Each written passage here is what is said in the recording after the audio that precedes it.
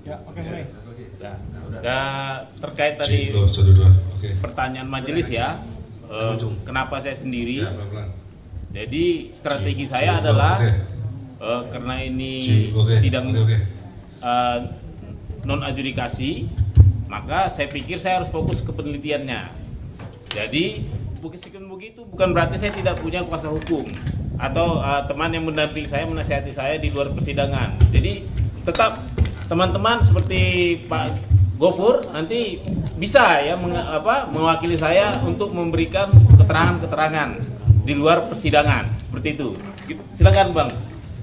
Jadi terima kasih teman-teman media. Yang pasti hari ini adalah Pak Bonatua ingin fokus kepada pokok permohonan, yaitu mendapatkan ijazah yang terlegalisir tanpa ditutupi satupun informasi. Karena ini sengketa informasi publik, maka dokumen tersebut diharapkan oleh Pak Bonatua dapat memperkaya basis penelitian beliau.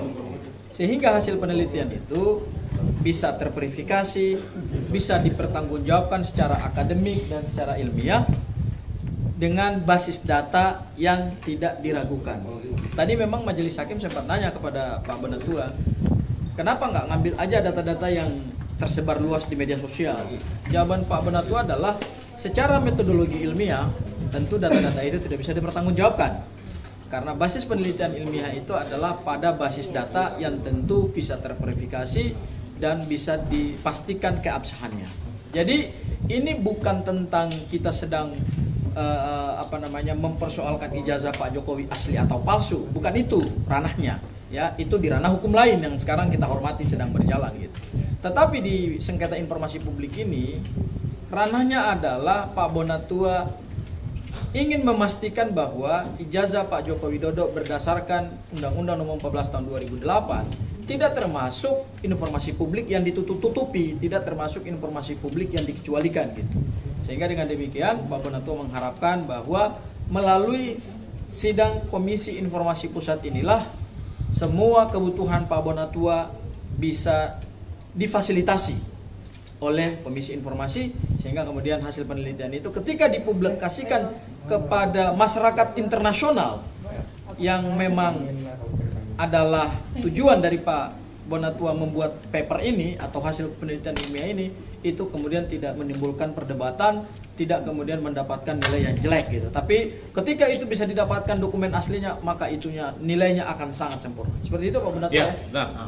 Hal yang kedua terkait dengan kuasa dari Pak Bonatua. Ya, tadi Pak Bonatua telah mencabut semua kuasanya gitu ya.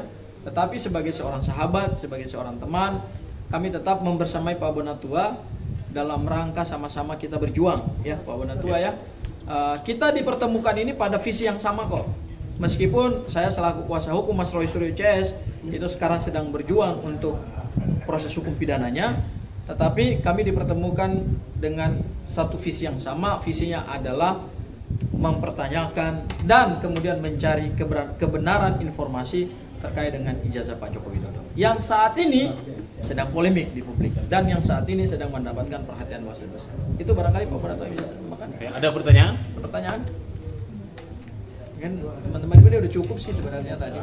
Iya. Tadi kebetulan memang di sana tadi udah doorstop juga sebentar. Iya benar. Jadi udah cukup. Tapi mungkin ada yang terkait yang tadi kenapa begitu singkat tes uji hakim diperlihatkan uji konsekuensinya.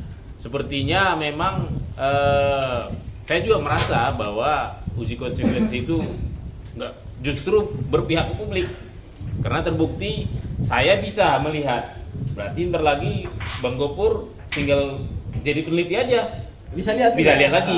Nah nanti teman-teman media juga jadi peneliti aja, nggak apa-apa, saya nanti ajari jadi peneliti bagaimana peneliti supaya hanya melihat betapa misterinya ijazah ini.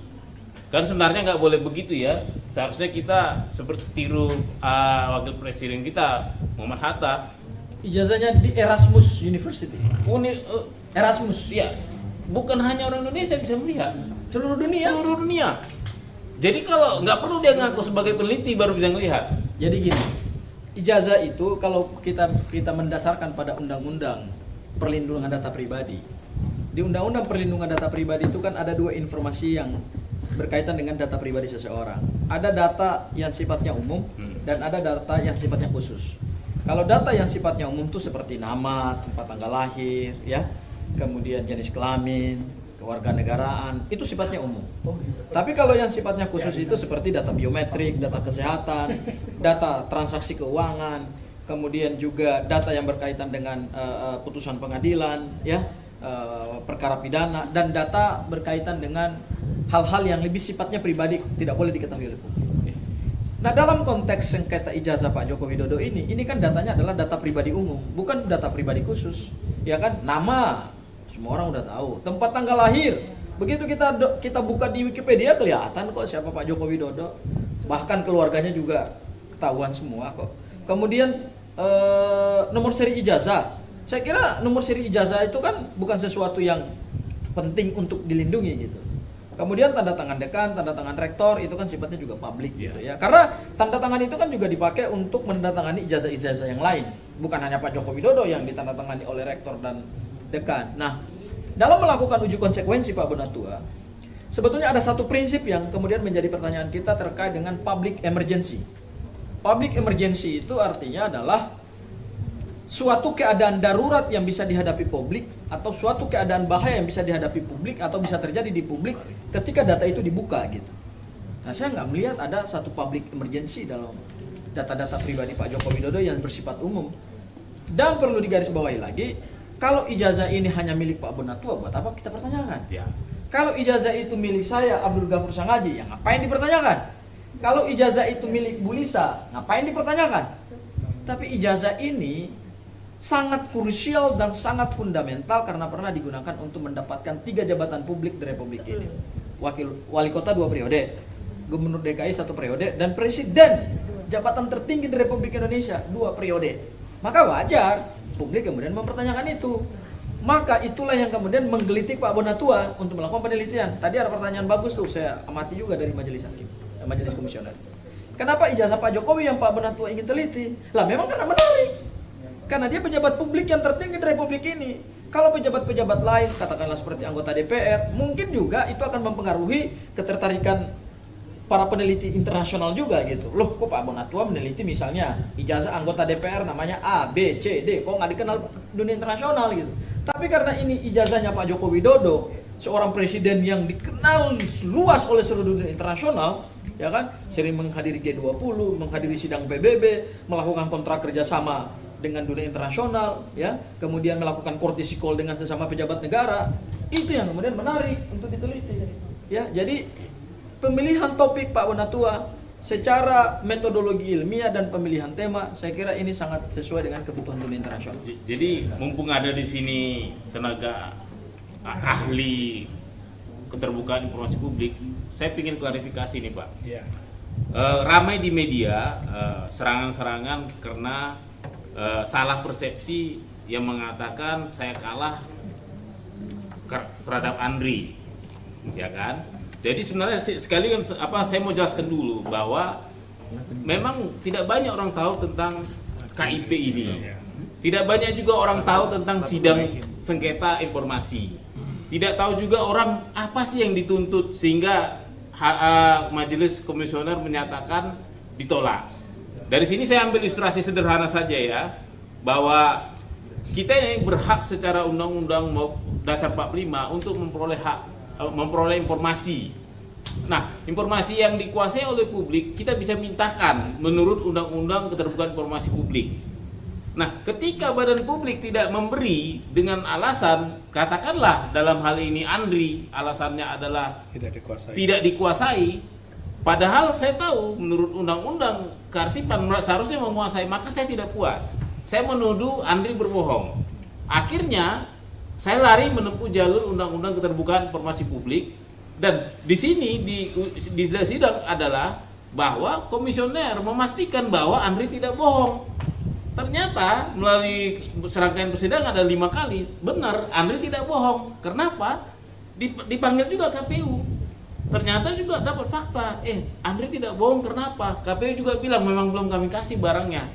Nah, akibatnya itu adalah majelis komisioner menolak permohonan saya. Jadi yang ditolak itu adalah permohonan saya karena apa? Karena memang nggak bisa dipenuhi, barangnya nggak ada di Andri. Nah, ini akan berbeda dengan di KPU karena barangnya ada. Nah, gimana kira-kira apa pendapat Pak Julianto selaku mantan ketua komisioner? Baiklah, kalau dalam pendapat publik yang menyatakan bahwa Pak Bonatua Silalahi ini kalah dalam persidangan melawan Andri, sebetulnya dalam sidang Komisi Informasi, persidangan sengketa informasi, tidak bicara soal kalah dan menang, tetapi lebih bicara soal bagaimana informasi publik tersebut bisa diakses atau tidak bisa diakses, gitu. Nah, pada persoalan dengan Andri, memang informasi publik itu tidak bisa diakses oleh Pak Bonatua Silalahi karena bahwa Andri tidak menguasai informasi yang dimintakan. Dan ini sebetulnya kelalaian Andri. Maka saya bilang waktu jadi ahli sini ini kan kelalaian. Andri lalai karena sebagai badan publik dan dia memahami bahwa informasi publik yang berkaitan dengan sosok Joko Widodo, baik ketika pencalonan gubernur, ketika pencalonan presiden, itu pasti mempunyai nilai guna sejarah. Andri harusnya proaktif dengan pemahaman bahwa segala dokumen-dokumen pencalonan ketika menjadi calon gubernur maupun calon presiden mempunyai nilai guna sejarah, maka Andri harusnya proaktif untuk membuat daftar pencarian arsipnya, memasukkan itu sebagai daftar pencarian arsip dan kemudian melakukan akuisisi. Nah, bicara dalam undang-undang kearsipan itu sudah jelas Andri melaksanakan akuisisi. Jadi melaksanakan itu kan kata kerja aktif, bukan diberi. Nah, disinilah Andri melakukan kelalaian itu. Persoalannya kelalaian Andri adalah tidak mempunyai dampak pidana. Tidak ada pidananya di situ.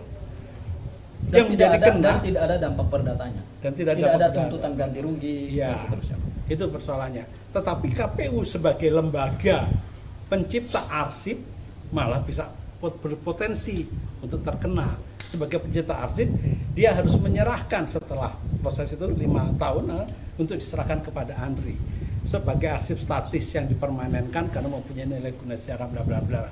Itu tentunya Pak Gofur Sangajin yang paling paham lah soal pemidanaan seperti itu. Itu. Nah, sehingga pendapat publik menyatakan Pak Bonatua Silalahi kalah dalam persidangan itu bukan pendapat yang benar. Yang benar adalah memang Andri secara jujur dia tidak menguasai informasi publiknya, dokumen-dokumen informasi publik, dan kemudian juga dia adalah lalai dalam melaksanakan tugas-tugas yang diamanatkan oleh undang-undang. Tapi Pak Bonatua ini menarik. Saya kira ini perlu diekspos kepada publik ya. Ini sekaligus juga forumnya Pak Bonatua ini juga forum edukasi kepada masyarakat. Ya. Jadi kenapa Pak Bonatua kemudian quote and quote menggugat Andri kepada Komisi Informasi Publik? Karena kata kuncinya kita ingin menjadikan ijazah Pak Joko Widodo sebagai bagian dari nilai guna sejarah. Jadi putusan KIP yang sebelumnya itu, kenapa kemudian harapan Pak Bonatua tidak bisa tercapai? Karena memang dokumen itu belum dikuasai oleh Andri. Jadi di sini saya terima kasih banget ini ahli loh Pak. Ini ahli keterbukaan informasi publik. Ada 2 kata kunci tadi. Pertama, Andri dilibatkan karena ini bagian daripada nilai guna sejarah. Saya pinjam istilahnya Pak. Iya. Keren. Sama yang kedua adalah dalam sengketa informasi publik bukan soal menang dan kalah seperti yang di-framing oleh media atau yang di-framing oleh teman-teman pendukung Pak Joko Widodo. Ini bukan soal menang kalah. Banyak mendadak Ya. ahli dadakan. Banyak ahli. Ini ahli yang benar-benar saya luar biasa nih ilmunya nih. Thank